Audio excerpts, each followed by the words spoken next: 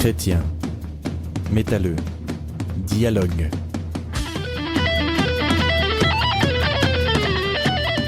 Sixième rendez-vous avec la musique métal, toujours en compagnie du père Robert Cula. Nous allons évoquer les textes de ces chansons et en même temps, nous allons parler donc sous deux aspects. D'abord, toujours en suivant l'enquête que le père Robert Cula avait faite pour son livre, il va nous situer un petit peu la question qu'il avait posée et les statistiques de ses réponses. Et ensuite, il va commencer à évoquer pour nous la difficulté donc du dialogue entre chrétiens et métalleux que nous essayons de présenter dans ces émissions et nous donner la raison de la difficulté de ce dialogue. Oui, alors, en effet, dans le questionnaire, j'avais demandé aux fans qui étaient interrogés, dans la musique métal, qu'est-ce qui vous paraît le plus important ? Et presque 60% des métalleux ont répondu, ça paraît évident, mais ont répondu la musique. Bon. Et 23%, donc vous voyez, c'est le tiers en proportion, 23% ont répondu les paroles. Alors, ce qui signifie, en effet, et ça je l'ai perçu à de très nombreuses reprises dans les conversations que j'ai pu avoir avec eux, ce qui signifie que l'amateur de métal en général vraiment s'intéresse essentiellement à ce que la musicalité va lui apporter au niveau, j'allais dire, des émotions, de l'atmosphère, de l'ambiance, du ressenti musical. Et très peu vont aller étudier les paroles. Premièrement, parce qu'il faut savoir que les paroles en langue française sont très rares. Bon, c'est une évidence de le rappeler. Il y a très peu de groupes français très importants au niveau du métal et qui chantent en français. Bon. Et donc, par conséquent, il y a un problème de traduction. Même si beaucoup de groupes chantent en anglais, il y a aussi des groupes qui peuvent chanter en norvégien, en suédois. Alors, il est évident que les paroles en norvégien, en suédois, la plupart des jeunes n'y ont pas accès. Donc ça, c'est un élément important à bien prendre en compte. Et lorsque le catholique se pose la question du métal sous l'aspect de musique dangereuse, parce que finalement c'est souvent ça qui revient, c'est le souci, c'est l'interrogation qui revient, eh bien voilà, le catholique va dire mais est-ce que tu sais ce que ça raconte, ce que tu écoutes ? Est-ce que tu connais le sens des paroles ? Bon. Et le fan de métal, la plupart du temps, il va répondre, mais j'en ai qu'une idée très vague, parce que c'est pas ça qui m'intéresse. Voilà. Et c'est là que finalement le dialogue, il n'est pas sur la même longueur d'onde, parce que nous avons d'un côté des jeunes qui s'intéressent d'abord à la musique, et puis des catholiques qui s'interrogent sur le sens des paroles. Alors, pour découlant automatiquement de ce que nous venons d'évoquer, quels sont les sujets abordés donc par ces groupes ? Alors, contrairement au cliché justement qui peut traîner dans le milieu catholique depuis des années, en particulier depuis le livre du père Régin Bal qui s'appelait Rock'n'Roll, viol de la conscience par les messages subliminaux, un livre des années 80, du début des années 80. Donc, contrairement au cliché qui traîne dans le milieu chrétien, le satanisme est loin d'être le seul fonds de commerce, j'allais dire, pour les paroles de groupes de métal. Alors, je vais essayer de citer quelques grands thèmes. C'est vraiment, je suis sûr que j'en oublierai. Ça va pas être exhaustif. Mais pointons un premier thème très important, qui sont les questions de société. Donc, il va y avoir toute une série de paroles que je vais appeler quelque part des paroles engagées, soit au niveau de la société, soit au niveau de la politique. Je donne un exemple. Par exemple, chez le groupe Metallica, donc groupe américain auquel nous avons déjà fait allusion, qui est l'un des plus grands groupes de la scène métal, il y a des chansons qui traitent de la peine de mort. Bon, nous voyons bien pourquoi, parce qu'aux États-Unis, c'est un sujet évidemment d'actualité. Il y a des chansons qui traitent du suicide. Mais là, vous voyez la difficulté. Le chrétien va voir le mot suicide.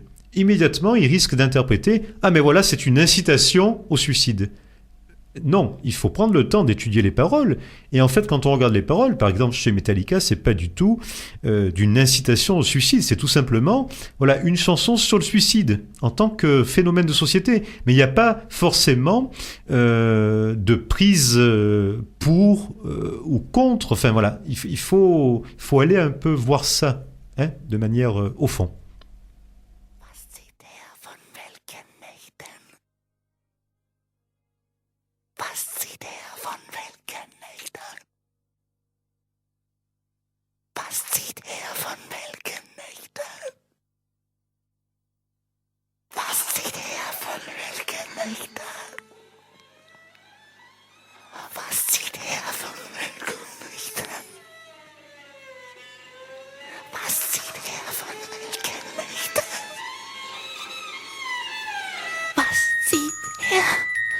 Von welchen Nächten fühlen nun selbst. Alors, qu'avons-nous entendu là? Oula, nous avons entendu un tout petit début d'un groupe de black metal original, je crois que vous l'avez compris, autrichien, qui s'appelle Dornenreich. Et là, les paroles en allemand voulaient dire que nous vient-il de par des nuits fanées. Bon. Vous voyez que là, on est dans le registre poétique. Dans le registre poétique. Voilà, ça montre aussi qu'il y a de la poésie.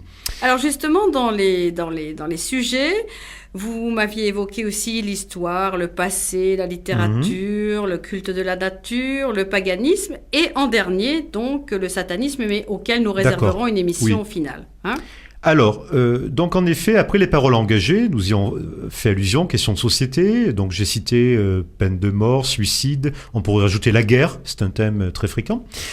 Il y a des paroles que j'appellerais de type culturel. Alors, c'est-à-dire qu'elles font référence soit à une œuvre cinématographique, donc on va transposer un univers cinématographique dans des paroles, soit à une œuvre littéraire, qui va inspirer des paroles.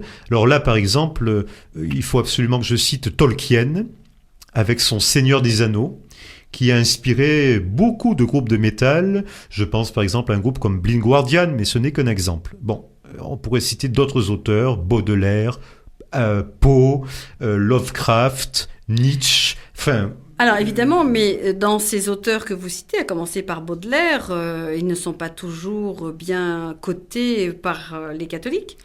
Ah ben, il est évident que bon, c'est rarissime qu'un groupe de métal s'inspire d'un père de l'Église ou d'un grand théologien. Bon, donc on va dire, évidemment, ce sont des auteurs qui, d'une manière ou d'une autre, témoignent de l'expérience du mal. Ça, c'est quelque chose de très important. Et même Tolkien, qui est catholique, justement, dans son Seigneur des Anneaux, c'est bien cela. C'est-à-dire qu'on voit cette lutte entre le bien et le mal. Hein. Et bon, il y a toujours cet antagonisme qui est présent. Mais au niveau culturel, donc j'ai cité les sources d'inspiration la nature aussi. Cinématographiques, oui. Littéraires. Oui. Je crois en avoir oublié une. Non, la nature, oui, on a oublié. Alors, la nature, bon, je le mettrai dans un autre domaine. Hein. D'accord. Pour moi, c'est pas, je classerai pas ça dans les paroles de type culturel. Alors, en effet, il y a le culte de la nature. Alors ça, c'est présent surtout dans le black metal. Hein. Et donc, c'est quelque chose qui est souvent lié au paganisme. Voilà. Qui peut être lié au paganisme. Hein, Alors, donc le paganisme étant un autre thème important. Alors, dans le sens où vous avez du black metal qu'on appelle le pagan black metal. Donc, ce sont des gens qui sont en quelque sorte fatigués du thème satanique. Ils en ont marre. Ils trouvent que finalement, c'est pas du tout original ni intéressant parce que ça a été quelque part épuisé. Et donc, ils vont plutôt traiter du paganisme dans le sens où justement, c'est ce retour à des religions pré-chrétiennes, avant le christianisme. Et il y a voilà, un thème culturel que je voulais évoquer et que j'ai oublié tout à l'heure, mais qui est très très important, et le paganisme m'y fait justement penser, c'est que s'il y a les sources d'inspiration dans le cinéma, dans la littérature, il y a aussi les sources d'inspiration dans l'histoire. Et donc ça c'est très important. Il y a toute une partie du métal qui va illustrer des faits historiques, qui peuvent être très récents, de la Seconde Guerre mondiale, par exemple. Je pense au groupe Iron Maiden, qui a des chansons sur la Seconde Guerre mondiale, jusqu'à des faits historiques très très anciens qui peuvent relater une bataille totalement inconnue de nous en Norvège au XIIe siècle. Donc il y a aussi cette fascination de l'histoire, du passé et des traditions. Donc quelque part un aspect, j'allais dire, très conservateur dans les paroles, dans certains types de paroles métal. Avons-nous le temps d'évoquer une traduction ? Oui, alors tout à fait, je vais vous lire une traduction faite par mon professeur d'allemand d'un groupe autrichien justement que nous avons écouté, qui s'appelle Dornenreich. Alors vous allez voir tout de suite le style très poétique. Le moi perçoit, vision muette dans l'obscurité, regard qui trébuche dans le noir. La nature perçoit cela elle-même, une déchirure anthropomorphique dans le manteau de la nuit fanée. Moi, des sons vacillants s'ébrouent en un malaise qui se répand en ondes obscures, des sons qui flottent à la ronde comme de grandes ombres. Eh bien, c'est un beau point final pour cette 6e émission. Et on se retrouve le mois prochain pour évoquer quelque chose de peut-être encore un peu plus dur. À bientôt. À bientôt.